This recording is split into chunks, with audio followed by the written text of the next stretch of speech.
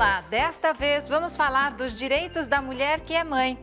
Você sabia que existe até um projeto de lei para garantir o direito da mulher para que ela consiga conciliar o trabalho, a vida pessoal e a vida familiar? Olha que bom isso, Roberta. Importantíssimo. A Consolidação das Leis do Trabalho, CLT, tem um capítulo inteiro dedicado à proteção do trabalho da mulher. Tem mulher que nem sabe, mas a solicitação de exame de gravidez, por exemplo, na hora da admissão, é proibida por lei. Quem luta muito por isso é a promotora Celeste dos Santos, que é autora desse projeto de lei. Como é que surgiu essa ideia, Celeste? Bom, quando eu era diretora da mulher da Associação Paulista do Ministério Público, percebemos que havia essa lacuna na lei e procuramos, então, as autoridades para que fosse proposto, e realmente o foi, esse importante projeto de lei. Então, daqui a pouco você vai explicar o que é que falta para que o projeto se torne uma lei de fato, né? Sim. Também está com a gente a Sheila Charrade Ferraz, médica, que tem 2 filhos, a Bianca, de 8 anos, e o Guilherme, de 7.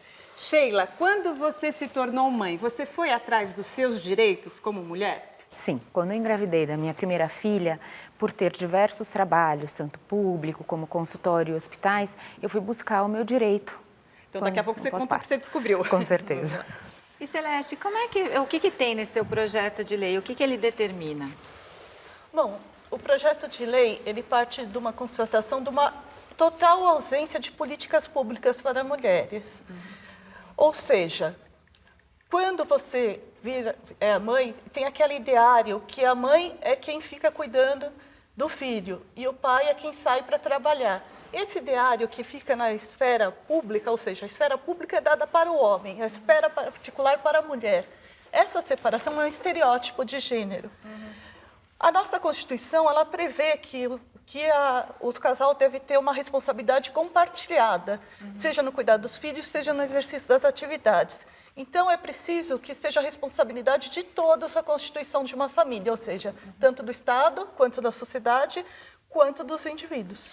A gente sabe, né, que ainda há muito o que avançar, né, em relação aí às garantias dos direitos das mulheres que trabalham, mas já teve muita evolução, mas é importante que as mulheres saibam, né, como você foi atrás, para saber quais eram os seus direitos como uma mulher trabalhadora.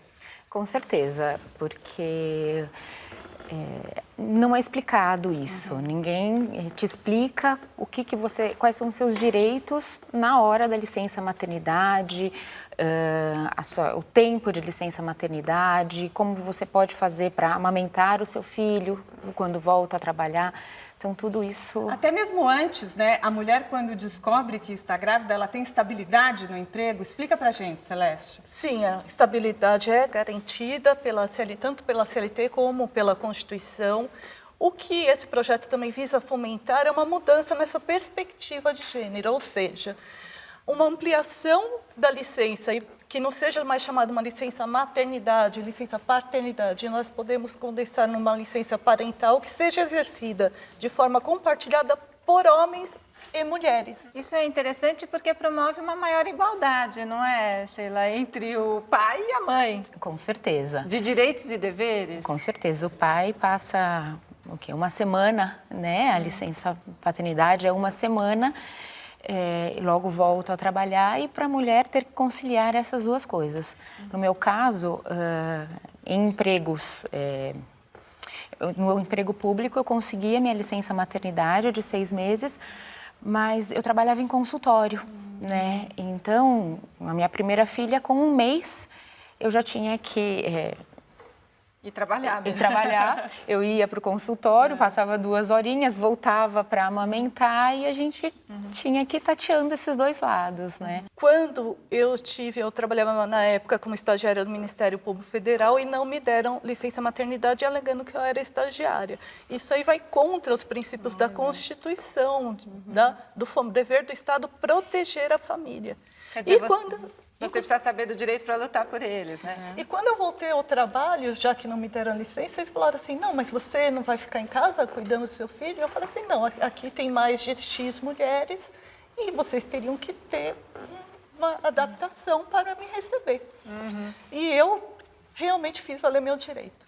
Ah, que bom. E a gente sabe, infelizmente, que grande parte das mulheres não consegue voltar ao trabalho depois que o bebê nasce, né? Ou porque não tem com quem deixar o bebê, ou porque volta para o trabalho e não tem mais as mesmas condições no trabalho. Esse projeto de lei visa dar mais garantias para essa mulher continuar no trabalho? Então, realmente ele visa um fomento da igualdade plena entre homens e mulheres. Já está na hora de nós defendermos essa questão com seriedade e assumirmos o papel de uma corresponsabilidade do Estado, da sociedade, do casal que forma a família, ou mesmo se for uma família uniparental, não tem problema, porém todos são responsáveis por ela. E o projeto obriga que o Estado realmente assuma esse papel e dê prêmios para a iniciativa privada de equidade de gênero. Ou seja, que as pessoas possam se inscrever para receber esse prêmio, que tenhamos políticas internas de cada empresa também para isso, para acolher. Olha que importante ter esse incentivo, né? E daqui a pouco até a gente vai saber da Celeste o que é que falta, então, para que isso se torne lei de fato. O nosso papo continua daqui a pouco. Fique com a gente no Momento Papo de Mãe.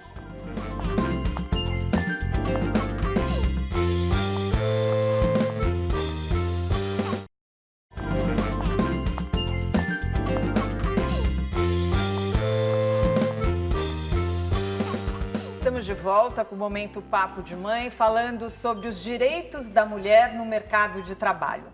Sheila, você que trabalha também como autônoma, como você fez para voltar para o seu consultório? Porque a gente sabe que o que dificulta muitas vezes a mulher voltar para o mercado de trabalho é porque não tem com quem deixar os filhos. Como que você fez? Então, no início eu tinha uma pessoa que me ajudava com as crianças, eles têm uma diferença de 1 ano e meio, então foi tudo muito próximo, e justamente por ser autônoma, saber que eu ia parar para ter filhos, eu resolvi ter 2 filhos próximos para, vamos dizer, resolver, né? Uma babá ficou com o meu filho até ele ter 1 ano e meio, depois já pus na escolinha. Eles ficam em tempo integral na escola até hoje. E enquanto eles estão na escola, eu estou trabalhando. E não deu para dividir com o pai das crianças? Não deu. O meu marido, ele é CLT e assim... E aí não tinha como? Não tem como. Passei meu consultório para perto da minha casa, porque ligação de escola, filho doente, filho cai, a gente quando vê tá longe da escola, longe de casa. Então eu transferi tudo para perto, porque eu não podia contar com meu marido, infelizmente. E uma coisa que a gente vê que ainda é rara, por exemplo, é quando o homem decide largar a carreira tal para cuidar dos filhos e a mulher sai para trabalhar. Parece que a própria sociedade não aceita muito isso ainda, né? Então, esse tipo de estereótipo, como eu falei no começo do programa, que o homem tem que ser o provedor e a mulher a cuidadora, isso precisa ser revisto. Nós estamos em pleno século XXI e as mulheres, quanto os homens, mesmo no próprio ambiente de trabalho, existe o direito de elas não serem discriminadas em razão do fato de serem mães ou de quererem constituir uma família. Tem muitas mulheres que desistem da maternidade para poder progredir nas suas carreiras. Isso é triste mesmo, né? E outra coisa até que a Sheila falou, quando um filho fica doente, né? É um desespero para a mãe, para o pai, e aí você tem que se ausentar do trabalho e por lei pode, né, Celeste? Sim, você pode, para cuidar do seu filho, seja na esfera pública, seja na esfera privada. Na esfera pública, nós temos um problema muito mais grave, quer dizer, não mais grave, mas um problema que eu reputo grave é que não existe nenhum estímulo para a pessoa poder progredir na carreira. Então, ou as mulheres não têm filhos, as que trabalham no setor público, ou quando elas têm, elas ficam um pouco estagnadas, porque não existe essa política de conciliação entre a esfera pessoal, familiar, não existe aquelas políticas assim de você poder ficar algumas horas em casa, fazer um home office. Isso ainda o home office é trabalhar em casa uma parte do período ou fazer meio período. E tudo isso está aí nesse seu projeto de lei que está em que pé? Onde é que está o projeto de lei? O que falta para virar lei? Falta vontade dos políticos em aprovar? Na verdade, falta vontade mesmo dos políticos em aprovar. Ele foi proposto, tem na Câmara dos Deputados, tem... Federal, no Estado e no município de São Paulo. Você como médica endócrino, né?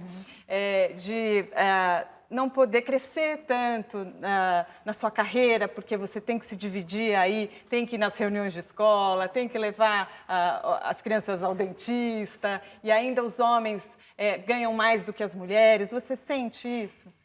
No meu caso, o que limita para mim é o tempo. Eu trabalho enquanto os meus filhos estão na escola. Então, eu tenho a hora para entrar, a hora para sair correndo, pegar os filhos na escola, para o meu segundo papel, né? Que é o de mãe, fazer lição, cuidar deles, levar numa... Segunda profissão, segundo trabalho, né? Segundo trabalho, exatamente. Muito prazeroso, mas um segundo trabalho. Então, eu não tenho como estender um consultório até mais tarde, flexibilizar mais os meus horários, que são rígidos por conta disso. E, Celeste, de fato, ainda não há uma igualdade no mercado de trabalho, né? Todas as pesquisas mostram que os homens, exercendo a mesma função que uma mulher, ainda ganham mais do que a mulher, embora eu vejo muitos homens, às vezes, contestando isso, mas isso é um fato.